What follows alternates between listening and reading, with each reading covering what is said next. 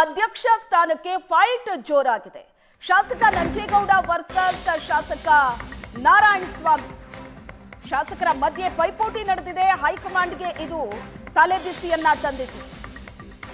ಶಾಸಕರ ಮಧ್ಯೆ ನಡೆದಿರುವಂತಹ ಪೈಪೋಟಿ, ಎರಡನೇ ಬಾರಿ ಅಧ್ಯಕ್ಷರಾಗೋದಕ್ಕೆ ನಂಜೇಗೌಡ ಪ್ಲಾನ್ ಮಾಡಿದ್ದಾರೆ. ನಾನೇ ಅಧ್ಯಕ್ಷನಾಗಬೇಕು ಅಂತ ನಾರಾಯಣಸ್ವಾಮಿ ತಂತ್ರ ಮಾಡ್ತಿದ್ದಾರೆ. ಜುಲೈ 5ರಂದು ಕೋಮುಲ್ ಅಧ್ಯಕ್ಷ ಚುನಾವಣೆ ಇದೆ. ಪರಸ್ಪರ ವಾಗ್ದಾಳಿ ನಡೆಸುತ್ತಲೇ ಹೈಕಮಾಂಡ್ಗೆ ದೂರು ಹೋಗಿದೆ. ಕೆಎಂಎಫ್ ಬಿಟ್ಕೊಟ್ರೆ ಅಧ್ಯಕ್ಷ ಸ್ಥಾನದಿಂದ ಹಿಂದೆ ಸರಿತೀನಿ. ಅಧ್ಯಕ್ಷ ಸ್ಥಾನಕ್ಕಾಗಿ ಶಾಸಕ ನಂಜೇಗೌಡ ಹೊಸ ದಾಳವನ್ನ ಉರುಳಿಸಿದ್ದಾರೆ. ವರಿಷ್ಠರ ಮುಂದೆ ನಾರಾಯಣಸ್ವಾಮಿ ದಲಿತ ಕಾರ್ಡ್ ಅನ್ನ ಪ್ಲೇ ಮಾಡ್ತಾ ಇದ್ದಾರೆ. ನಾರಾಯಣಸ್ವಾಮಿಗೆ ಸಚಿವ ಮುನಿಯಪ್ಪ ಸಹ ಸಾಥ್ ಕೊಟ್ಟಿದ್ದಾರೆ. ನಂಜೇಗೌಡನ ಗೆಲುವಿಗೆ ರಮೇಶ್ ಕುಮಾರ್ ಪ್ಲಾನ್ ಮಾಡಿದ್ದಾರೆ. ಇದು ಅಧ್ಯಕ್ಷ ಗಾದಿಗೋಸ್ಕರ ನಡೀತಾ ಇರುವಂತಹ ಜಟಾಪಟಿ. ಇದು ಈ ಬಗ್ಗೆ ಹೆಚ್ಚಿನ ಡೀಟೇಲ್ಸ್ ಅನ್ನ ಕೊಡ್ತಾರೆ ನಮ್ಮ ಪ್ರತಿನಿಧಿ ದೀಪಕ್ ಸಂಪರ್ಕದಲ್ಲಿದ್ದಾರೆ. ದೀಪಕ್, ಕೋಲಾರದಲ್ಲಿ ಅಧ್ಯಕ್ಷ ಸ್ಥಾನಕ್ಕೆ ನಡೀತಾ ಇರುವಂತಹ ಜಟಾಪಟಿ ಈಗ ಶಾಸಕ ನಂಜೇಗೌಡ ವರ್ಸಸ್ ಶಾಸಕ ನಾರಾಯಣಸ್ವಾಮಿ ಅನ್ನೋ ಪರಿಸ್ಥಿತಿಯಲ್ಲಿದೆ. ಸದ್ಯಕ್ಕೆ ಈ ಜಟಾಪಟಿ ಹೇಗೆ ನಡೀತಾ ಇದೆ? ಯಾರು ಬೆಂಬಲಕ್ಕೆ ನಿಂತಿದ್ದಾರೆ?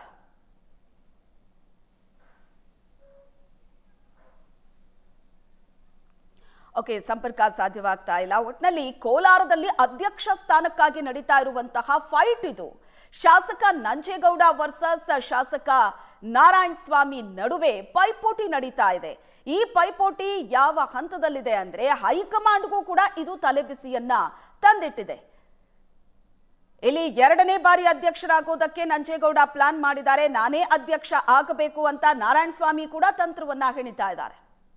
ಈ ಬಗ್ಗೆ ಹೆಚ್ಚಿನ ಡೀಟೇಲ್ಸ್ ಕೊಡ್ತಾರೆ ನಮ್ಮ ಪ್ರತಿನಿಧಿ ದೀಪಕ್ ಇದ್ದಾರೆ ಸಂಪರ್ಕದಲ್ಲಿ. ದೀಪಕ್, ಈ ಇಬ್ಬರು ಶಾಸಕರ ನಡುವಿನ ಜಟಾಪಟಿ ಯಾವ ಹಂತ ತಲುಪಿದೆ ಹಾಗಾದ್ರೆ? ದೀಪಕ್, ಖಂಡಿತವಾಗ್ಲೂ ಶ್ವೇತಾ, ಏನಂದ್ರೆ ಜುಲೈ 5ನೇ ತಾರೀಕು ಅಧ್ಯಕ್ಷರ ಆಯ್ಕೆ ನಡೆಯುತ್ತೆ.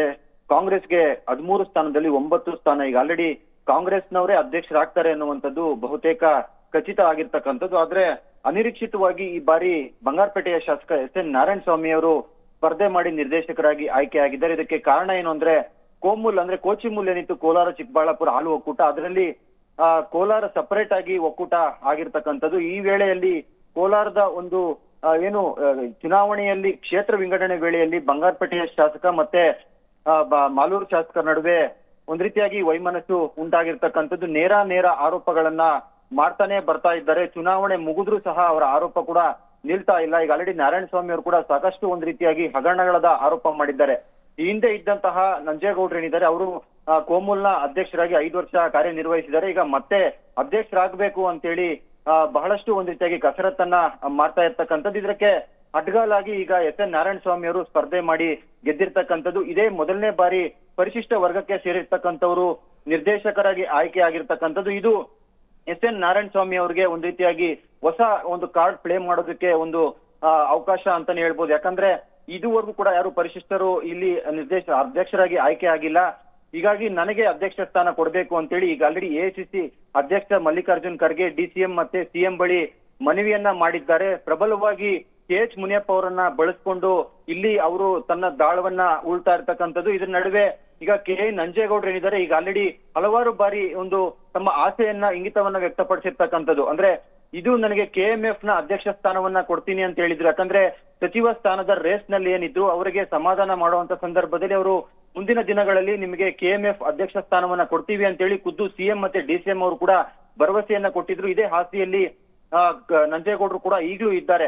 ಆದ್ರೆ ಈಗ ಅಡ್ಗಾಲಾಗಿ ಡಿ.ಕೆ. ಸುರೇಶ್ ಅವರೇನು ಈಗ ಆಲ್ರೆಡಿ ಬೊಮ್ಮಲ್ನಲ್ಲಿ ಗೆದ್ದು ಈಗ ಆಲ್ರೆಡಿ ತಾವು ಅಧ್ಯಕ್ಷರಾಗಬೇಕು ಅಂತ ಓಡಾಡ್ತಾ ಇದ್ದಾರೆ. ಇದು ಒಂದ್ ರೀತಿಯಾಗಿ ವರಿಷ್ಠರಿಗೆ ಒಂದ್ ರೀತಿಯಾಗಿ ತಲೆ ಬಿಸಿ ತಂದಿರ್ತಕ್ಕಂಥದ್ದು. ಯಾಕಂದ್ರೆ ಇಬ್ರು ಕೂಡ ನಂಜೇಗೌಡರು ಮತ್ತೆ ಬಂಗಾರಪೇಟೆಯ ಶಾಸಕರೇನಿದ್ದಾರೆ ಇಬ್ರು ಕೂಡ ಪ್ರಬಲ ಆಕಾಂಕ್ಷಿಯಾಗಿದ್ದಾರೆ. ಯಾರನ್ನ ಸಮಾಧಾನ ಮಾಡಿದ್ರು ಕೂಡ ಒಂದು ಬಣಕ್ಕೆ ಕೋಪ ಬರುತ್ತೆ. ಯಾಕಂದ್ರೆ ರಮೇಶ್ ಕುಮಾರ್ ಬಣದಲ್ಲಿ ನಂಜೇಗೌಡರು ಗುರುತಿಸ್ಕೊಂಡ್ರೆ ಕೆ.ಎಚ್. ಮುನಿಯಪ್ಪ ಅವರ ಬಣದಲ್ಲಿ ಎಸ್.ಎನ್. ನಾರಾಯಣಸ್ವಾಮಿ ಅವರು ಗುರುತಿಸ್ಕೊಂಡಿದ್ದಾರೆ. ಎರಡೂ ಕೂಡ ಪ್ರಬಲ ಬಣಗಳಾಗಿರೋದ್ರಿಂದ ಯಾರದನ್ನ ಸಮಾಧಾನ ಮಾಡ್ಬೇಕು ಅಂತೇಳಿ ಕಾದು ನೋಡುವ ತಂತ್ರವನ್ನ ಈಗ ವರಿಷ್ಠರು ಕೂಡ ನಡೆಸಿರ್ತಕ್ಕಂಥದ್ದು.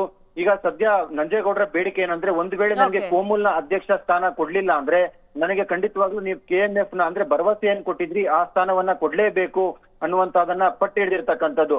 ನನಗೆ KMF ಸ್ಥಾನವನ್ನ ಕೊಟ್ರೆ ನಾನು ಖಂಡಿತವಾಗ್ಲೂ SN ನಾರಾಯಣ ಸ್ವಾಮಿ ಅವರ ವಿರುದ್ಧ ನಾನು ಮಾಡೋದು ಇಲ್ಲ, ಮತ್ತೆ ಅವ್ರ ಪರವಾಗಿ ನಿಂತ್ಕೊಂಡು ಅವ್ರನ್ನ ಅಧ್ಯಕ್ಷರನ್ನ ಮಾಡ್ತೀನಿ ಅಂತ ಹೇಳಿದ್ದಾರೆ. ಇದ್ರ ನಡುವೆ SN ನಾರಾಯಣ ಸ್ವಾಮಿ ಅವರ ಮತ್ತೊಂದು ಬೇಡಿಕೆ ಏನಂದ್ರೆ, ನನಗೆ ಕೋಮುಲ್ ಅಧ್ಯಕ್ಷ ಸ್ಥಾನ ಬೇರೆ ಕೊಡ್ಲೇಬೇಕು ಅಂದ್ರೆ ದಲಿತ ಕಾರ್ಡ್ ಅನ್ನ ಕೂಡ ಈಗ ಅವ್ರು ಪ್ಲೇ ಮಾಡ್ತಾ ಇದ್ದಾರೆ. ಒಂದು ವೇಳೆ ಕೋಮುಲ್ ಅಧ್ಯಕ್ಷ ಸ್ಥಾನ ಕೊಡ್ಲಿಲ್ಲ ಅಂದ್ರೆ ನನಗೆ ಮಂತ್ರಿ ಸ್ಥಾನದ ಭರವಸೆ ಕೊಡಿ ಅಂತೇಳಿ ಈಗ ವರಿಷ್ಠರ ಬರಿ ಮನವಿ ಮಾಡ್ತಾ ಇರ್ತಕ್ಕಂಥದ್ದು. ಇದು ಇಬ್ಬರ ಒಂದು ಶಾಸಕರ ಜಟಾಪಟಿ ಏನಿದೆ, ಇದು ಖಂಡಿತವಾಗ್ಲೂ CM ಮತ್ತೆ DCM ಗೆ ಒಂದು ರೀತಿಯಾಗಿ ತಲೆ ಬಿಸಿ ತಂದಿದೆ ಅಂತ ಹೇಳ್ಬೋದು. ಈಗ ನಾಡಿದ್ದು ಏನು ಜುಲೈ 5ನೇ ತಾರೀಕು ಅಧ್ಯಕ್ಷರ ಚುನಾವಣೆ ನಡೆಯುತ್ತೆ. ಇದು ಬಹಳಷ್ಟು ಕುತೂಹಲ ಕೆಡಿಸ್ತಾ ಇರ್ತಕ್ಕಂಥದ್ದು. ಯಾಕಂದ್ರೆ ಈಗ ಆಲ್ರೆಡಿ ಕಾಂಗ್ರೆಸ್ ಮೇಲ್ಗೈ ಸಾಧಿಸಿರ್ತಕ್ಕಂಥದ್ದು. ಇಬ್ರು ಶಾಸಕರು ಕೂಡ ಜಿಲ್ಲೆಯಲ್ಲಿ ಪ್ರಬಲ ಶಾಸಕರಾಗಿದ್ದಾರೆ. ಹೀಗಾಗಿ ಯಾರು ಆಯ್ಕೆ ಆಗ್ತಾರೆ, ಹೈಕಮಾಂಡ್ ಅವರ ಯಾರಿಗೆ ಗ್ರೀನ್ ಸಿಗ್ನಲ್ ಕೊಡ್ತಾರೆ ಅನ್ನುವಂಥದ್ದು ಬಹಳಷ್ಟು ಕುತೂಹಲ ಮೂಡಿಸಿದೆ. ಶ್ವೇತಾ, ಥ್ಯಾಂಕ್ ಯು ದೀಪಕ್, ನಿಮ್ಮೆಲ್ಲ ಡೀಟೇಲ್ಸ್ಗೆ.